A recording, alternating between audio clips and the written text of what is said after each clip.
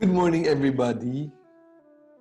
Will everybody please greet everybody else good morning by waving at each other? Very good. I hope by this time everybody is high and dry after this storm. And as we pray this rosary, let's think of so many other people who cannot even pray. You know, sometimes I think spirituality and praying is a luxury that so many of our people cannot afford. So many people are digging through their things and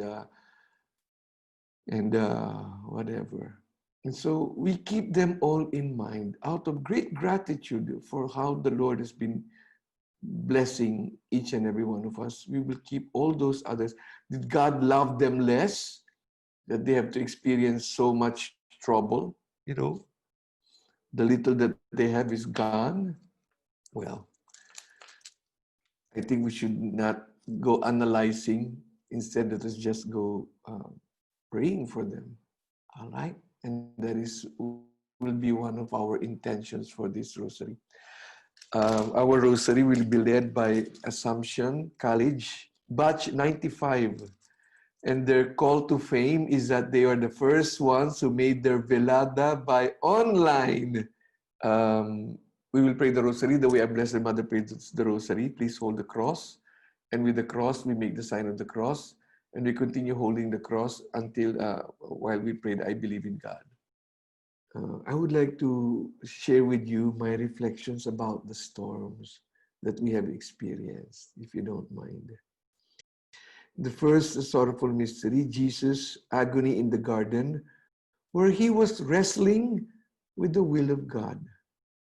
You know, during the storm that evening when it came to Metro Manila, sometime at 1 o'clock in the morning, I could not sleep at all. I was wondering how others were able to sleep. I couldn't sleep at all. I went out and I wanted to experience the fury of the wind. I wanted to experience the power of God, and I did not. I realized God, my God, is not a fire and brimstone terrible God. He is not a show-off of his power. God is in the gentle wind that continues to blow in the midst of that strong, powerful, whirling wind. When God wrestles with us, it is always with gentleness. The second sorrowful mystery, Jesus is scourged at the pillar. When we talk about storm, they talk about hagupit, strong weeping, lashing. You know, it's been a long time I haven't heard, I don't know about you, but it's been a long time I haven't heard such strong winds talaga. And it reminded me of the scourging Jesus experienced in a personal way. We too have received so much lashings in our lives. And what Jesus tells us is, stop struggling. Stop thrashing about. Stop pushing it away. Be still, and you will know I am God. Be still, and you will soar above the storm. Be still, because he is king over the floods. The third sorrowful mystery, Jesus is crowned with thorns. The only time that God became man and walked this earth, the only crown we gave him were thorns. I have been receiving so many texts from friends saying, describing how this storm has been, you know, how Ulysses has been treating them. Somebody was telling me, somebody texted me that the water inside their house was until waist deep, and it washed away or it soaked so many of their things. But the good news is, among the things that the flood brought them, they brought them a piglet. It washed into their living room. I don't know if it's still alive, but you know, God has a habit of crowning us with consolation in every disaster. In the fourth sorrowful mystery, Jesus carries his cross all the way to Mount Calvary. One of the pictures of this typhoon that touched me was this long row of houses with water until the roof, and a whole line of people on the tip of the roof of the house. So many people there, men, women, kids, babies, huddled on the tip of the roof. And it was still raining. Where is God in all this? No mistakes about it. God is not in the rains. God is not in the flood. Let's not spiritualize that. God is not in the wind. Terrible wind, so much destruction. God is in the hearts of people moved with compassion. There's no time to complain about this cross because there is so much wonderful opportunity to love, to do good. In the fifth and last sorrowful mystery, Jesus is crucified and dies on the cross. One of the videos I saw of the typhoon was what used to be SLEX. It's a new river, and it was carrying away this kind of structure. And the title of the video was "Back to Zero." You know, the natural disasters in the Philippines are so much of biblical proportions that, you know, we have that impression. Back to zero. It's not true, it's back to zero. It's like saying that the death of Christ was back to zero. It was not back to zero. This morning I was walking around, the sun was shining so gently. There is always a resurrection. Never did evil triumph. Thank you very Hi, much. Father. Thank you. Thank you so much. Hi, my name is Tina Rojas Yuhiko from Assumption Batch 1995. I'm zooming in from Sydney, Australia, where I live with my husband and 3 kids. I was asked to share how the Rosary helped our family in the midst of the pandemic. I have to start off by saying that talking about this right now isn't easy for me because everything that has happened is still quite raw. So pardon me if I read my experience. Last March, in a span of 2 weeks, we lost 2 uncles, an aunt, and my stepdad, all due to COVID. My mom also contracted COVID and was intubated on the same month.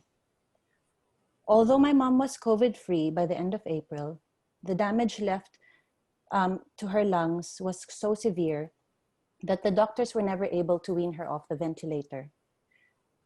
As her lungs gave way, her other organs followed. Mom fought hard and was in hospital for 4 long months. She eventually died of multi-organ failure caused by COVID last July. My mom always had a deep faith in God and a strong devotion to our Mother Mary. She herself prayed the Rosary daily. In her last text message to family and friends, she asked all of us to pray that she would wake up from intubation, but she also said that she will accept God's will and to God be the glory. That text message prompted many of us to pray the Rosary daily via Zoom. At that time, we were on our 3rd novena day for the death of my stepdad. We then decided to add the Rosary after the novena, specifically for Mom's healing. Mom's also an alumni of the Assumption, and so her high school batch of 1969 also formed their own Rosary group, Zoom Rosary group, to pray for Mom. Relatives who couldn't join the Zoom Rosary groups also said the Rosary in their own time. So many people were praying. So what did the Rosary do for us? I'm sure the Rosary had powerful and profound effects, many of which we probably won't be able to fully grasp in this lifetime. But let me share 5 ways it affected my family these past few months. First, the rosary provided consolation at a time when we felt helpless. COVID is such a heartless disease. Mom, like all other COVID patients, was isolated and alone at a time when she had just lost her husband and she herself was struggling with the disease. No one could be with her in the hospital. I couldn't even fly to Manila due to international border closures. It was the most helpless I felt in my life. It was my teenage daughter who actually pointed out that praying the rosary somehow made us feel that we were doing something to help the situation. Through the rosary, I begged our Mother Mary to provide my mom comfort and to keep her company when no one else could. Second, the rosary united our extended family and brought people back to pray. While mom was sick, it felt like she was working to bring everyone together in prayer. Mom's siblings, my cousins, kids of my cousins, in-laws, mom's friends, and mom's cousins joined from all over, from the Philippines, US, Canada, and us here in Australia. Many of our relatives don't necessarily pray the rosary, but somehow mom's sickness pulled everyone to prayer. As the months went on, we gave everyone a chance to lead a decade. We let my kids and kids of my cousins take turns leading as well. Later on, my cousins admitted that their kids Googled how to pray the rosary to prepare for their time to lead. It was so beautiful to witness an army of prayer warriors, but it was especially beautiful to see the kids follow on. They not only witnessed faith in action, but they participated in it as well. Third, the rosary provided security. I say this specifically in reference to my only brother who is autistic. During the months that mom was in hospital, he was left alone with the maids, not really knowing the extent of mom's sickness. One of my cousins decided to call him daily, and together they said the rosary for mom. Although autistic, he knew the basics of saying the rosary because he was used to praying it daily with my mom. He found so much comfort in this prayer routine that up to today, he still prays the rosary with the same cousin every day. Fourth, the rosary provided me with a great source of strength and comfort. The 4 months that mom was in hospital felt like an emotional roller coaster. We celebrated every small win, but after every small win, there always seemed to be a bigger setback. At a time when things were so uncertain and there didn't seem to be an end in sight, I needed that supernatural source of strength, especially because I alone had the final say on mom's medical decisions. The hardest decision I've had to make in my life was to give the doctors the authority to execute a DNR and stop all treatment. The rosary assured me that Mama Mary was with me, holding my hand throughout. So many were praying for me as well during that time, and through everyone's prayers, I must have received so many spiritual graces to carry on and make the decisions I did. And lastly, the rosary prepared all of us for God's will. Our daily rosary started out with the intention of praying for mom's recovery. As things went downhill, we begged for a miracle. We now know that this wasn't God's plan. The months of prayers and togetherness must have been God's way of preparing us to accept His will. After mom's death, we continued the Zoom rosaries up to the 40th day, after which I felt my immediate family needed some quiet time to process the trauma of the past few months. My husband, my children, and I continue to say the rosary together daily up to today.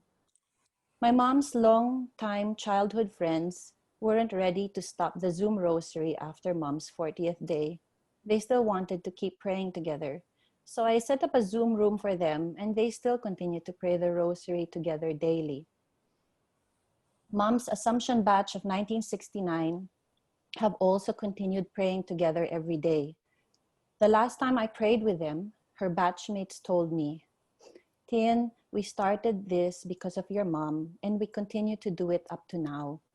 Although we now pray for many other intentions, we want you to know that this is your mom's legacy. she brought us closer together in prayer. If it was Mom's legacy to bring people to pray together, to lead others closer to our dear Mother Mary, then it makes it easier to accept God's will. I lost my mom in the pandemic, but in God's grand plan, He brought many others closer to Him. As my mom said in that last text message, to God be the glory. Thank you. How wonderful, Tina. So beautiful. Your mom was able to accomplish her mission while she was in bed, debilitated. And that was her, as you said, her greatest accomplishment. The legacy of prayer. What can be more important than that? What can be a more powerful bequest than prayer? Thank you very, very much to your mom. And to your mom, through you, will everybody now blow a kiss to Tina for her mom. Everybody, Thank you. let's blow a kiss to her. Thank you. Thank you so very much.